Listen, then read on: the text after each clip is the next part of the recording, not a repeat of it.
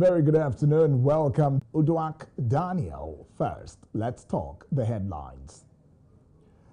And on the headlines, President Buhari signs Counseling Practitioners Council of Nigeria bill into law. Still on the headlines, Liberia's we're under pressure over corrupt allies. Also on the headlines, Kenya's Odinga insists he won election, vows to respect court, vows legal action if disqualified. And now the news in detail. Nigerian President Muhammadu Buhari has finalized the establishment of a Counseling Practitioners Council of Nigeria by signing the bill into law. According to a statement issued by the senior specialist Sir Babale Ila, the act establishes the Counseling Practitioners Council of Nigeria charged with the responsibility of advancing the study, training and practice of the counseling profession. The president also completed a repealing of the Civil Aviation Act 2006 by signing into law the new Civil Aviation Bill, now an Act 2022, as part of the 8 bills that received assent. The statement listed the assented bills into acts to include the Civil Aviation Act 2022. This act repeals the Civil Aviation Act No. 6, 2006, and enacts the Civil Aviation Act 2022 to provide for an effective legal and institutional creation of civil aviation in Nigeria. Into law is the Nigerian Meteorological Agency, that is the NMA Establishment Act 2022. Another bill signed by the president is the Pharmacy Council of Nigeria Establishment Act 2022. In the news, definite industrial action began from 12:01 a.m. on Monday, 29th August 2022. This was made known in a statement signed by the ASU President Emmanuel Osodeke after the meeting of the National Executive Council, that is the NEC, was held in Abuja, non-definite strike. According to the union, the strike is aimed at saving public universities. Commenting on ASU's decision, definite strike, education analyst Oriyomi Ogunwale said the federal government of Nigeria must find level ground in the best interest of students. It's something that is sad for us to see as a nation, that tertiary education could just be stalled for over 6 months now, and we have no solution at light yet. It's a sad situation. The nation has found itself. A sad situation Nigerian students have found themselves. So I think both parties need to find a way to move around this, at least for the sake of the students, to get back to their studies and to their academic careers. Recall that ASU had on Monday, February 14, declared a warning strike action, as now prolonged to over 6 months. Away from that story, the International Committee of the Red Cross has said no fewer than 25 people have been reported missing in Nigeria. The organization said out of the figure, 14,000 were children whose whereabouts remained unknown. In a statement to mark the International Day of the Disappeared in Abuja on Monday, ICRC's head of delegation to Nigeria, Jan Bonson, stated that the documented cases of missing persons were on the rise. The International Committee of the Red Cross also disclosed that these registered cases do not capture the full scope of the often neglected and tragic humanitarian issue. According to reports by newsmen in a statement, Nigeria alone has over 25,000 people have been reported missing. Almost 14,000 or more than half of the missing are children. The Federal High Court in Abuja on Monday terminated the Attorney General of the Federation and Minister of Justice, Abubakar Malami's extradition suit, seeking to surrender Abba Kyari to the United States of America to face fraud charges. The judge, Inyang Ekwo, said Malami was responsible for the failure of the case by instituting the extradition proceedings despite the pending criminal case against Kyari in Nigeria. Kyari, a suspended deputy commissioner of police, is wanted by the American government over pending fraud charges filed against him and others at the United States District Court of the Central District of California. Newsmen observed that U.S. prosecutors accused Kyari of complicity in the 1.1 million US dollars international fraud spearheaded by Abbas Rahman, popularly known as Hush Puppy. Earlier this year, the American government requested the extradition of Kyari to face charges filed against him and other co-defendants in the U.S. last year. However, counsel to Abba Kyari, Noreni Jabrin, explained the failure of the extradition request. The application for extradition, as made by the Honorable Attorney General of Federation, was brought in bad faith. It was not brought seriously.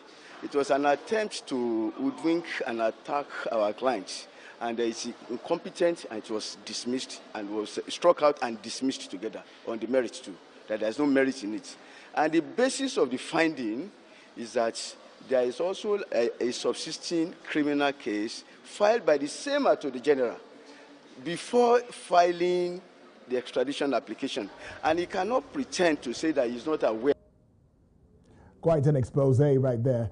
When we return, news from other parts of West Africa. Don't go away.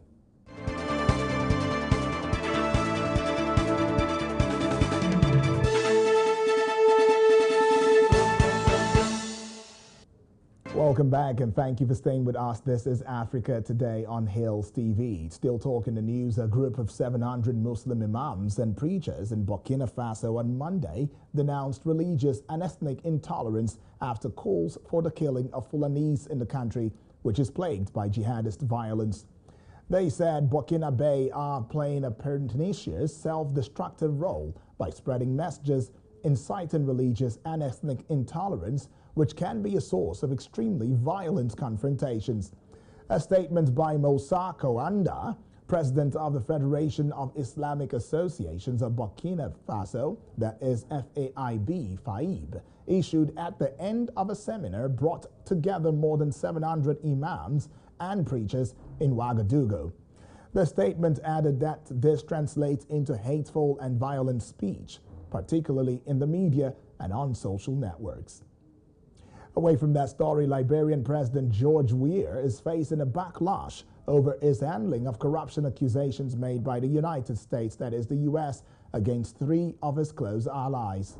According to reports, Washington imposed sanctions on top officials, including Liberia's chief prosecutor and Weah's chief of staff, earlier this month over corruption allegations tied to multi-million-dollar contracts and at least $1.5 million US in diverted public funds.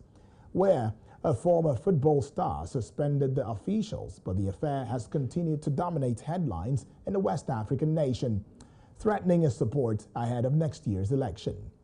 Opposition leaders and human rights groups are demanding the officials' dismissal and a wider corruption probe into other members of the government. We now move to other parts of Africa after this break. Do stay with us.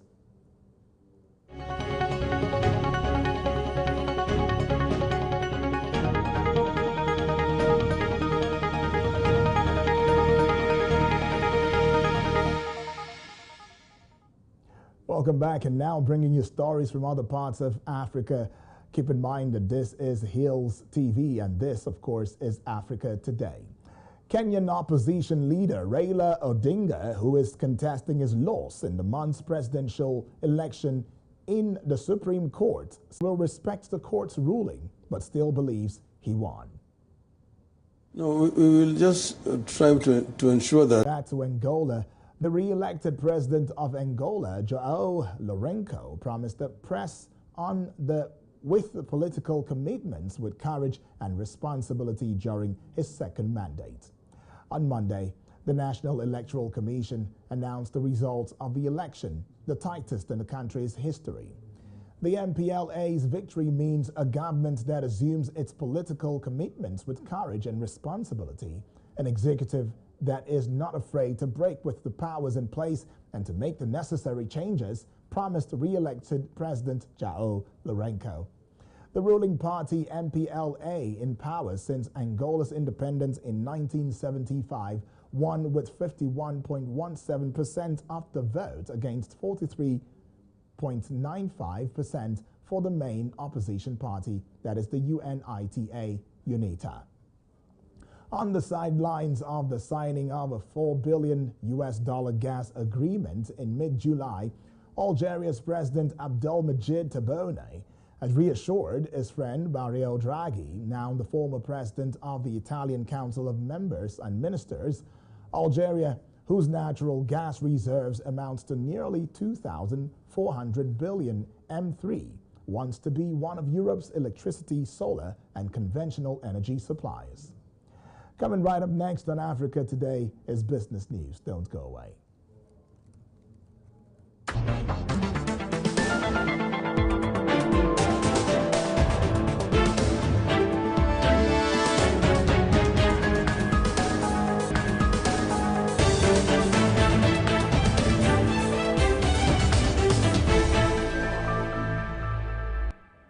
Always a delight to have you back on Africa Today right here on Hills TV. The federal government is proposing a budget with estimates totaling 19.76 trillion naira, while the deficit will hover between 11.30 trillion naira and 12.41 trillion naira in the 2023 fiscal year. If the deficit settles at 12.41 trillion naira in 2023, the federal government may need to borrow to finance it, which could raise Nigeria's total debt to a record of 54.01 trillion naira. The Minister of Finance, Budget and National Planning, Zainab Ahmed, said that the government might be unable to provide for Treasury-funded capital projects next year, especially due to dwindling revenue and payment of subsidy on premium motor spirit, popularly known as petrol. Ahmed, in her presentation to the House of Representatives Committee on Finance at the hearing, proposed the 2023 to 2025 medium-term expenditure framework and fiscal strategy paper. Ethiopia is getting 23,000 tons of Ukrainian wheat being conveyed by MV Brav Commander as the country is in desperate need of food aid. According to reports, it took 2 weeks to travel the country from southern Ukraine. This wheat is meant to feed 1.5 million people in Ethiopia for a month, but is not enough for the country, facing several humanitarian challenges. Ukraine and Russia reached a deal with Turkey and the UN last month to open a corridor allowing for food shipments. Ethiopia, along with other countries in the region, is experiencing a prolonged drought. That, as well as the continued civil war in the northern Tigray region, has left some 20 million people in need of food assistance. Djibouti is a tiny country with a population of 900,000, but it has one of the busiest ports on the continent. Still to come on Africa Today is sports. Don't go away.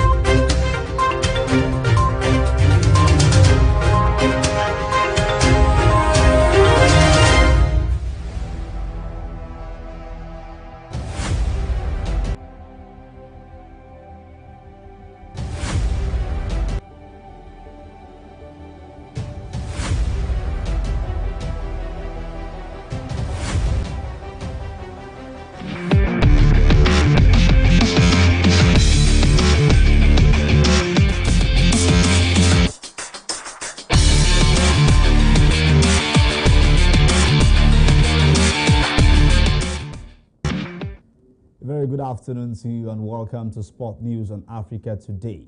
I am Richard Badung. On the news, ahead of the September 30 Nigerian Football Federation, that is NFF election, presidential contestant and former Nigeria goalkeeper Ida Peterside has threatened to take legal action if disqualified from contesting.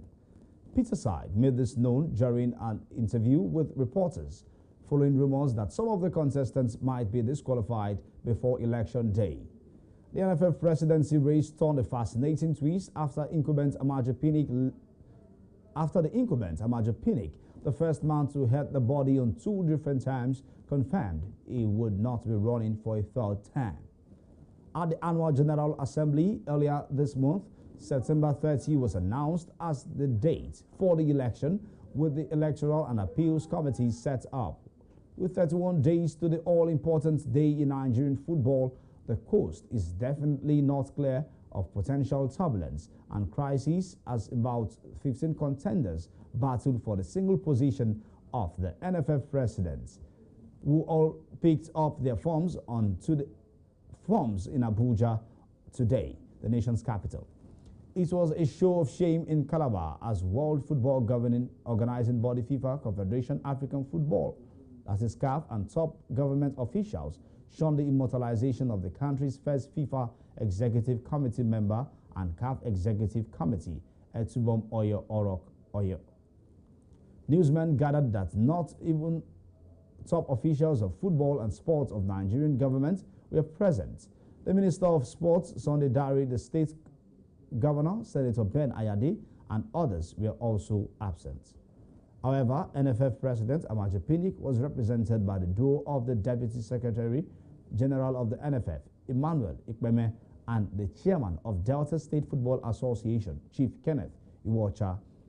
The first son of the football icon Etubom Orok took swipe at the political class, saying lack of political will did not allow his father to be immortalized despite assurances by those in authority.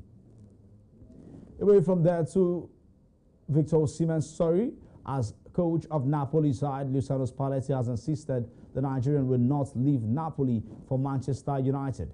Findings show that Osimhen has been linked with Manchester United, although only if the Old Trafford club was to offer 100 million euros and Cristiano Ronaldo on loan, with most of his salary paid. Spalletti told reporters that the Nigerian wants to play in the Champions League with Napoli squad. According to Spalletti, Osimhen gave his response via his agent, saying he wants to play in the Champions League and he wants to play with the Italian Serie A squad. On whether he will change his starting lineup ahead of his side's game against Lecce on Wednesday, Spalletti said he has not changed the starting 11 because they did very well. Reports also showed that Osimhen has scored twice in 3 Serie A games for Napoli this season. And that's your sport news on Africa Today. Back to Udwak Daniel for the rest of the news. I am Richard Badung.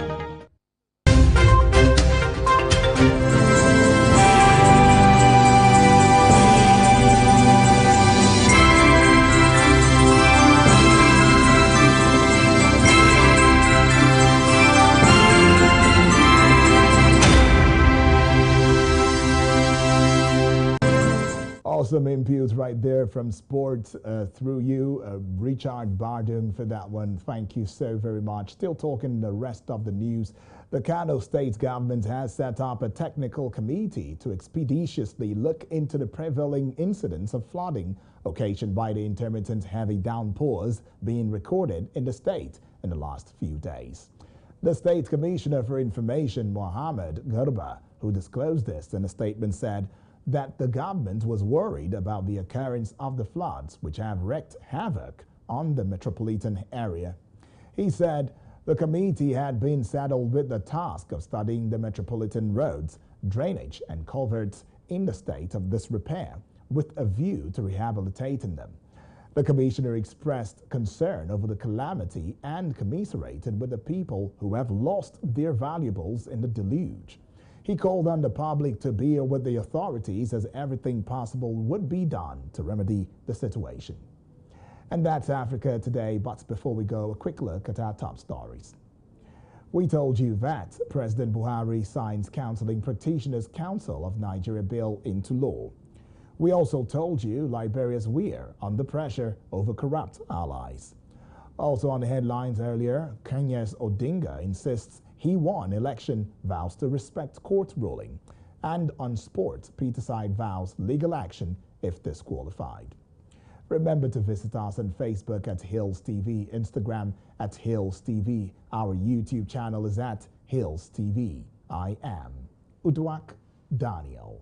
Thank you for watching.